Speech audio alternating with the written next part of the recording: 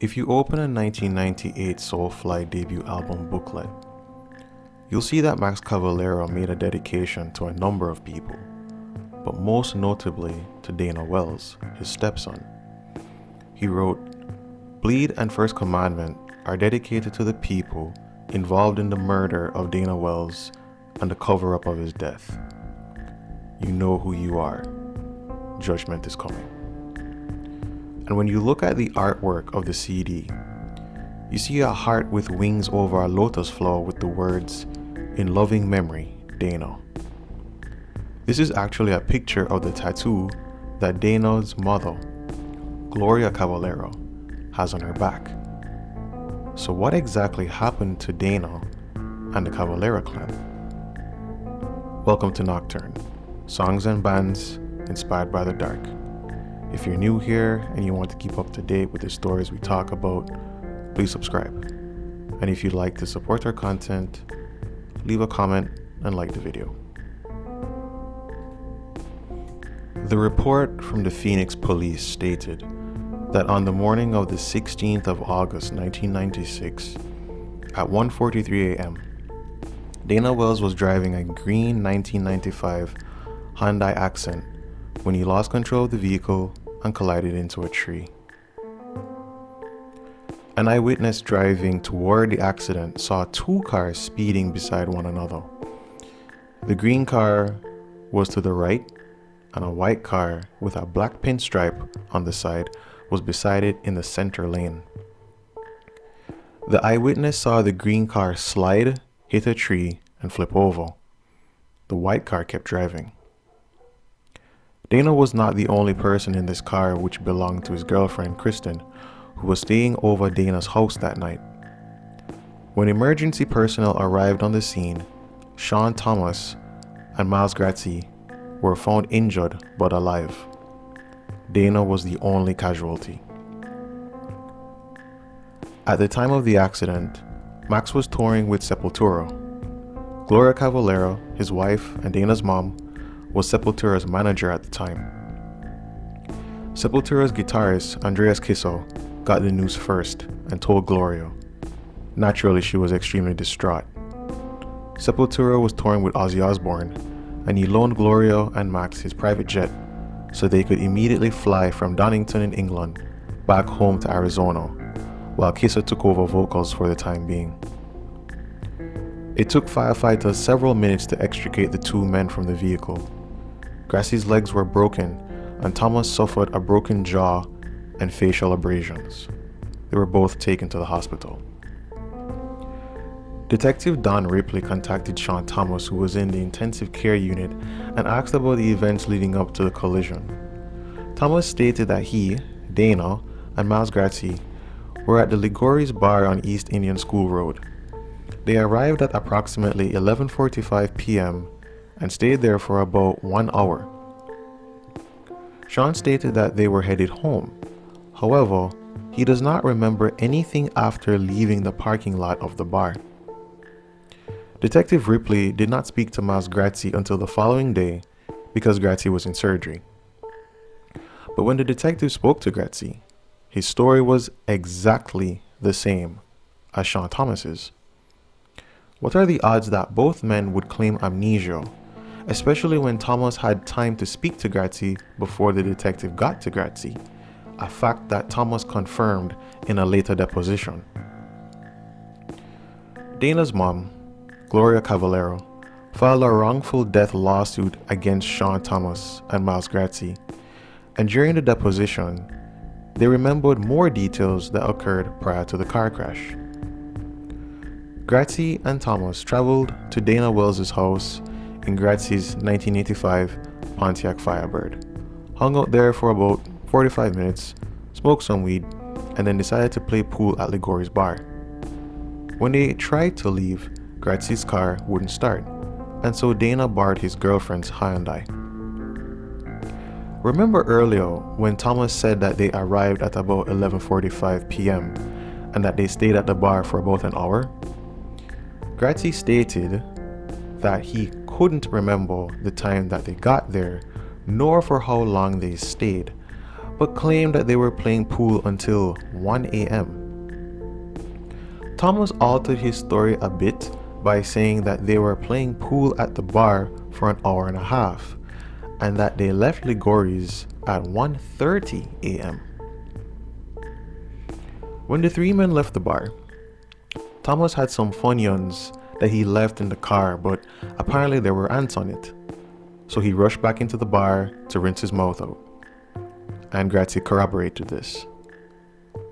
Phoenix forensic psychiatrist Stephen Pitt stated, "It is possible to sustain amnesia absent a head injury, such as a scenario where an individual watches someone get run over by a truck but has no memory of the event. The sheer trauma of witnessing or experiencing such a horrible event could cause an individual to disassociate from the event. However, it is incredibly suspicious for two individuals to report the same level and degree of retrograde amnesia right down to the last bag of chips. I would say it's certainly cause for concern. Given the legal and medical context of this case, one would be remiss if they didn't consider such individuals could be malingering their amnesia." Thomas and Grazzi filed a lawsuit against Allstate, Dana Wells' girlfriend's car's insurance company. Real classy. And that was after they got $30,000 from Dana's insurance policy.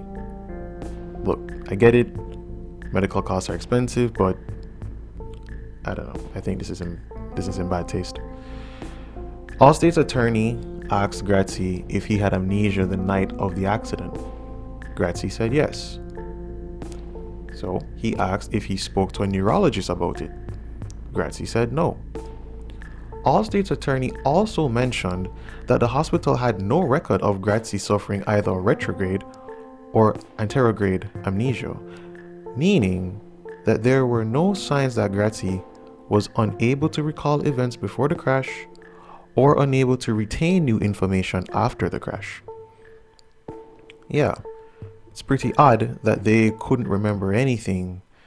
They claimed amnesia, but they didn't seem to show any of the typical symptoms such as confusion, not being able to recognize faces, and forgetting the amnesia episode ever happened. They just don't remember.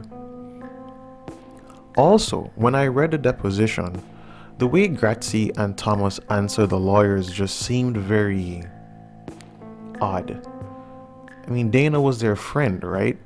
So why did they sound so stiff in certain parts and defensive in others?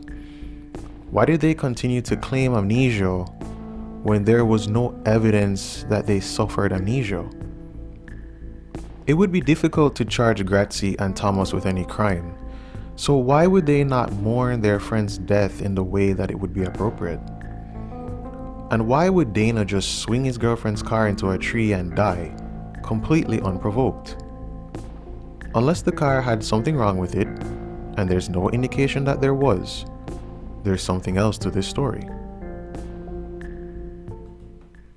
Understandably, Max was distraught from his son's death, but he was professional about it, and after Dana's funeral, he rejoined Sepultura on tour.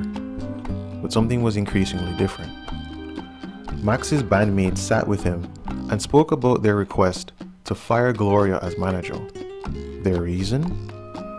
She was giving him much more attention. This infuriated Max, who quit Sepultura in December 1996. Andreas Kisel, Igor Cavalera, Max's brother, and Paulo Pinto Jr. were apparently having issues with Gloria for years. Andreas mentioned that when Gloria and Max gave birth to Zion Cavalera, Gloria got Max to pose with Zion on the cover of a magazine instead of the band. Andreas felt as if Sepultura was merely Max's support band. Now, I don't know where exactly I stand on this. For starters, Gloria is Max's wife. Dana was Max's son and friend. Gloria is Dana's mother. The emotions involved are going to make it extremely difficult for anyone.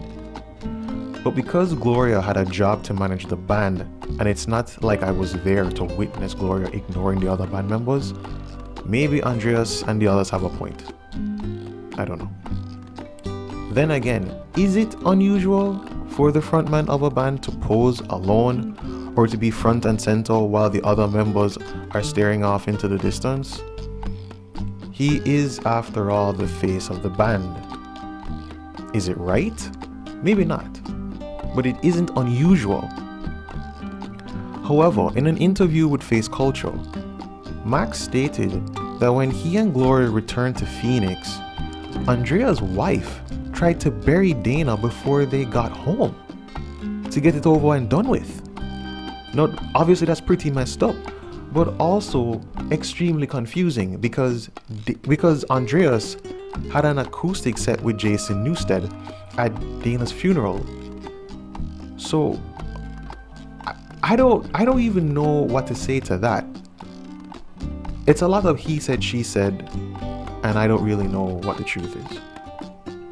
Regardless, the behavior from Andreas' wife was a major reason Max decided to quit the band.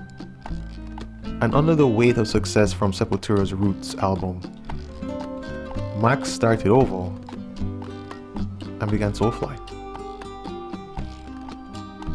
He got the name for the band from the song Head Up that he co-wrote with Deftones for their album Around the Fur. Near the outro of the track, Cavalera screams, "Soulfly, fly high."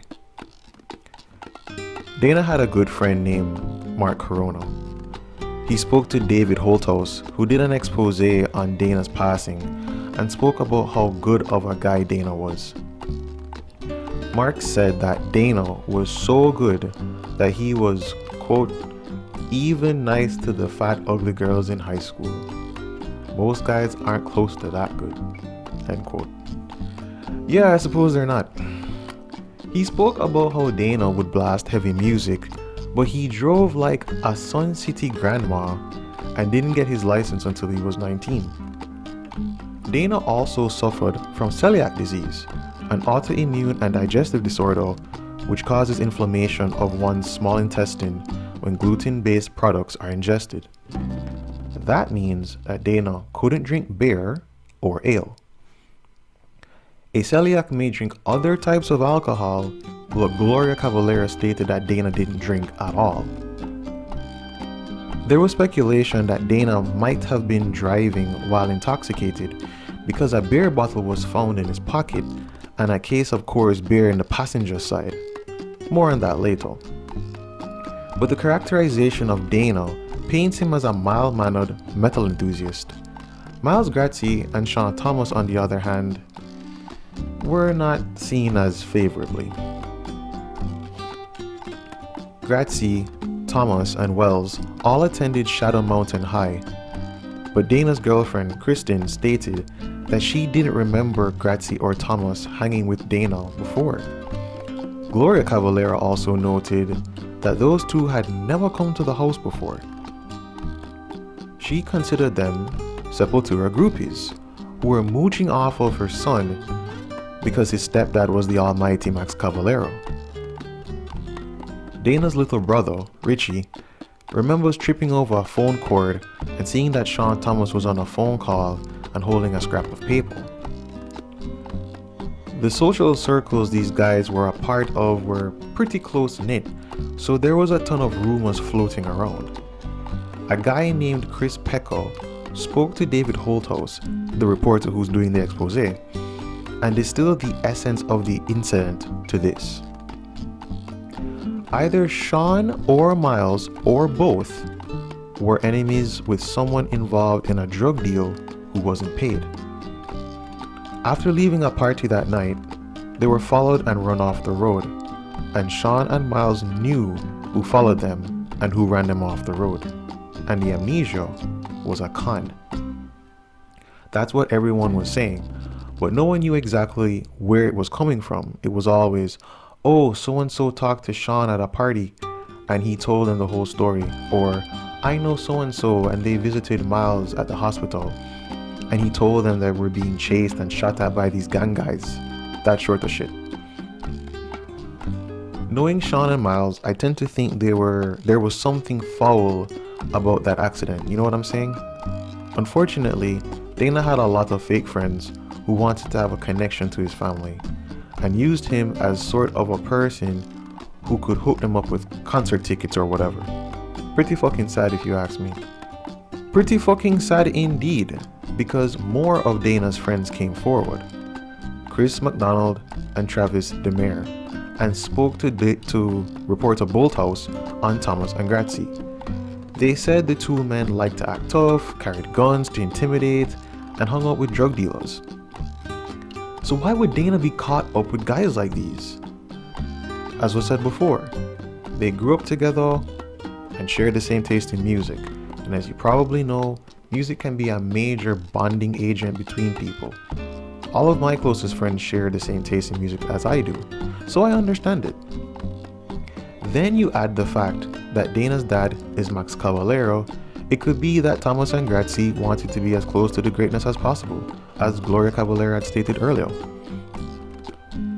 The other reason Dana's best friends gave as to why he was with Gratzy and Thomas was because all of his other friends were out of town. A month after Dana's death, Gloria Cavalera and her daughter Christina both received calls from a family friend who said they spoke to Sean Thomas. The identity of this person is unknown. Thomas told this person that they were being chased by gang members from the LCM, who erroneously thought that Thomas and Gratzy burnt them in a crack deal. Reporter Bolthouse received another account from a member of the Tempe gang known as the Las Victoria Locos. The identity of this person is also unknown, for obvious reasons. They stated that they got their information straight from LCM members. Two white boys ripped off the LCM in a crack deal. Someone from the LCM told two LCM wannabe gangbangers to terrorize the white boys. The wannabe gangbangers confronted the white boys, flashed a gun, and they all got into Wells's car and they sped away. The LCM wannabes chased them down and got right beside them. One of the guys pulled a gun on them. Dana saw it and swerved right into a tree. The wannabes did their job, but when word got out that they killed the son of Sepultura's frontman, they were blacklisted. Now, remember the beer bottle cops had found in Dana's pocket? Gloria Cavalera theorized that Dana had it as a weapon in case he needed to protect himself. Because remember, as a celiac patient, he can't drink beer anyway because he's just gonna get sick. And given the circumstances laid out in these accounts, you can understand her thinking, you can understand her theory. But did investigators ever find out who the wannabe gangbangers were in the car that forced Dana to swerve into the tree? Well, yes and no. Unsatisfied with the police efforts, Gloria Cavalera hired a private investigator, Jim McMinn, to uncover the truth. McMinn got a call from a man named Donald Barcelo, whose kid, John Barcelo, and his friend, Mike Henry, told him that they knew who was driving the car that got Dana Wells killed. Of all places, in the Shadow Mountain High lunchroom, a kid named Mike Gibbons told Barcelo and Henry that he and his cousin were in the parking lot of a liquor store near the intersection of 32nd Street and Cactus. They got into a confrontation with three older white guys with long hair who were talking trash to Mike's cousin. Gibbons acted as if he was about to pull a gun on them, which caused the white guys to jump in their car and leave. Gibbons and his cousin chased them down and said that both cars were doing about 90 miles per hour, which closely matched the police report that estimated that the cars involved in Dana's accident were going at least 86 miles per hour. Someone from the other car was about to throw a beer bottle, which caused Gibbons, who was driving, to swerve towards them. The other driver swerved away and rolled his car.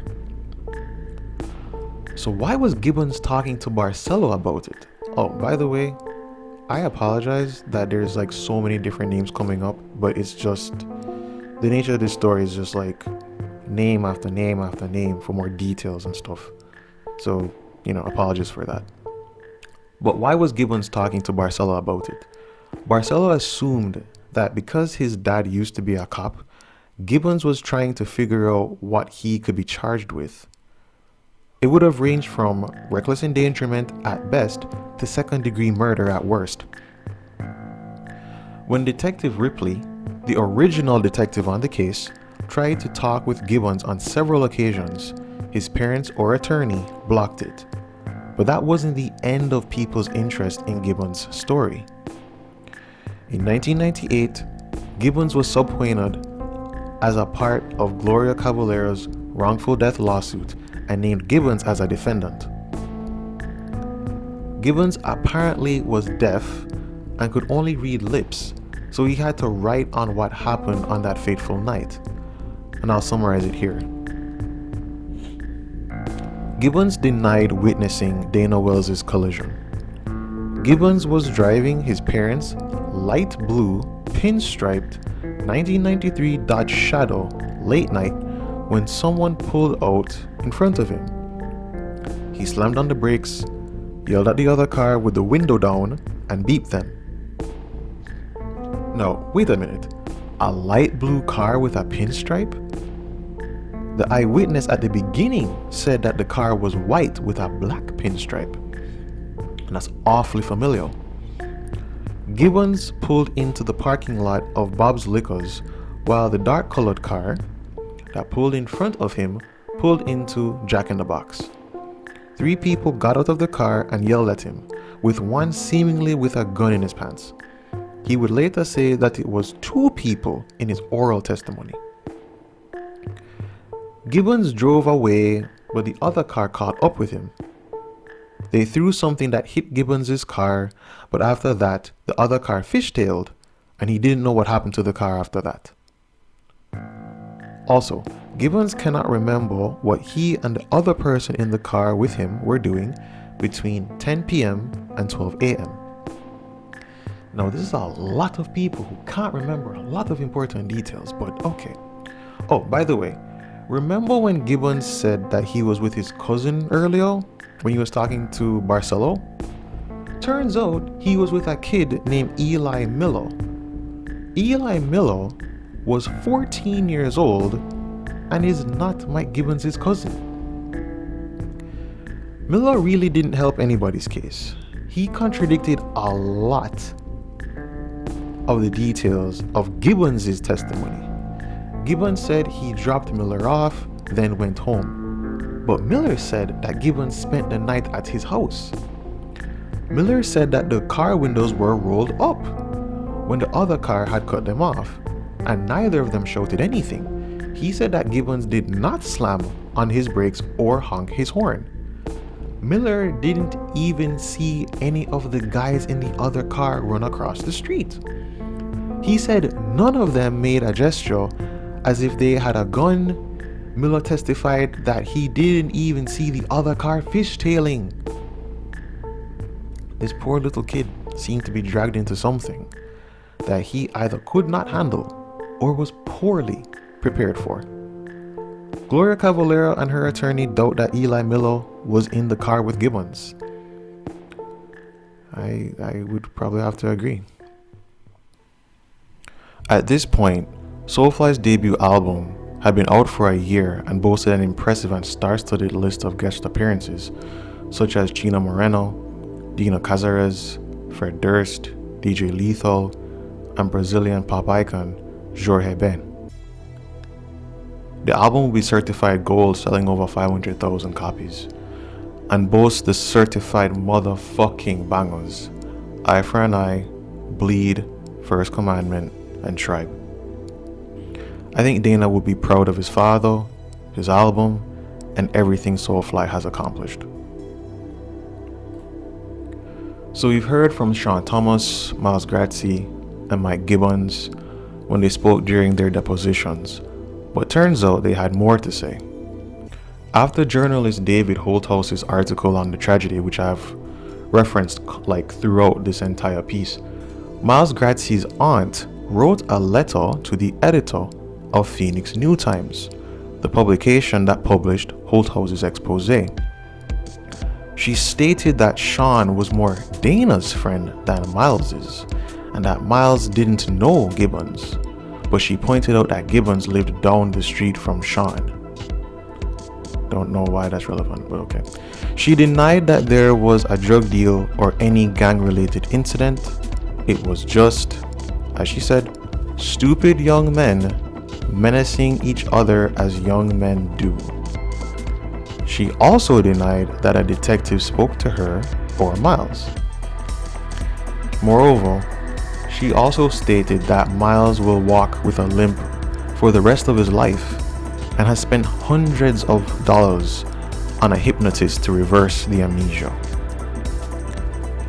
In my opinion, her defense of her nephew didn't do him any favors. It just made it so much worse. And at any rate, the Phoenix New Times stood behind Holthouse's article and reminded readers that Gratzy did in fact speak to a detective, and that when further interviews were requested, Gratzy, Thomas, and their attorney declined.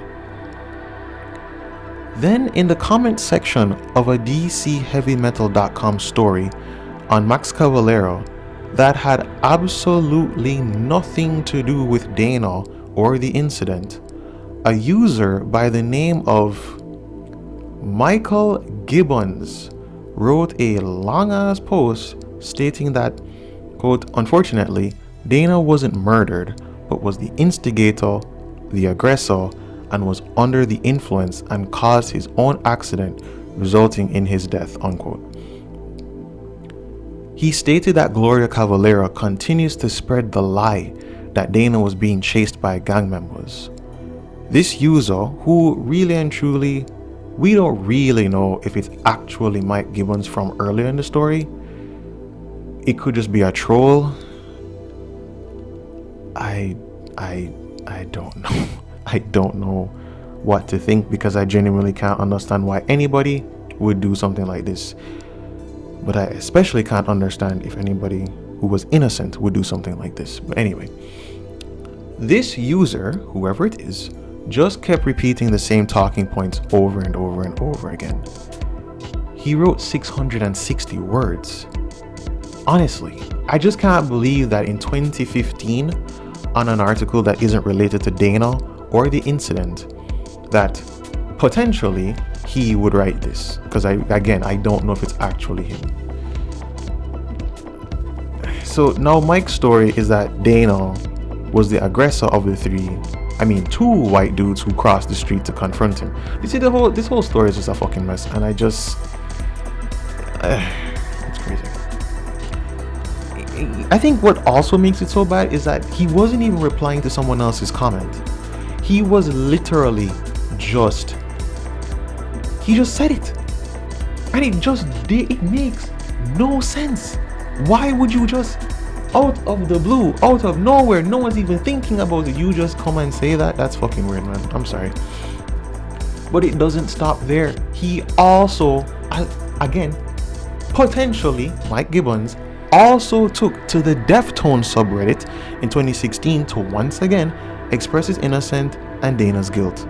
And it kind of makes me wonder, is he gonna drop a comment on this video too? Is he gonna drop a comment on this post? Listen, if you're here, you don't need to do it. It's fine. You've said more than enough at this point. I know what you're going to say. We've heard what you've had to say. Thank you. Great. And at this point, if Sean, Miles, and Mike are telling the truth, albeit inconsistently, with conflicting accounts, and an unusually simultaneous loss of memory, it just makes everyone else in the story liars. And it's really hard to believe that those who have lost the person they've loved, their son, their best friend, it's hard to label those people as the liars. And the people who have something to gain by lying, oh yeah, no, they're telling the truth. It's very difficult to see it that way, I'm sorry. But I'm not making any kind of accusations here. So, on a more positive note, Some of Dana's former classmates also wrote letters to the editor of the Phoenix New Times, expressing their grief and remembering Dana fondly and really hoping that the truth would come out. One friend, Tom Reardon, wrote, "I am lucky enough to know the Cavalera family. I know that their love for all their family and friends runs deep." Dana was also very generous with his love and his friendship. Maybe too generous sometimes, but as we all know, there are many people who will do anything to feel like they're a part of something cool. I'm sure that there is a lot more to Dana's death than we will ever know. I miss Dana every day. I miss my friend, and I miss sharing this world with him. I feel lucky to have known him, and I'm sure that many others do as well. I just think that we need to let him rest in peace. Now, I questioned if bringing up this story would be appropriate. I questioned if bringing up this story over 20 years later was preventing Dana from resting. I think ultimately, I believe that he's resting regardless. Gloria and Max Cavalera host a concert in memory of Dana every year, and Gloria posts old pictures of Dana and the family on her Instagram frequently. And you see the comments talking about how great of a guy Dana was. People still care. But there were a lot of people who still didn't know the story. And that's why I thought it was still important to do this. And in closing, I guess we can take some advice from Dana himself. You may not have known this, but he wrote the lyrics for the Sepultura song and certified motherfucking banger, Attitude. The only way to get away, kill your pride. Thanks for watching.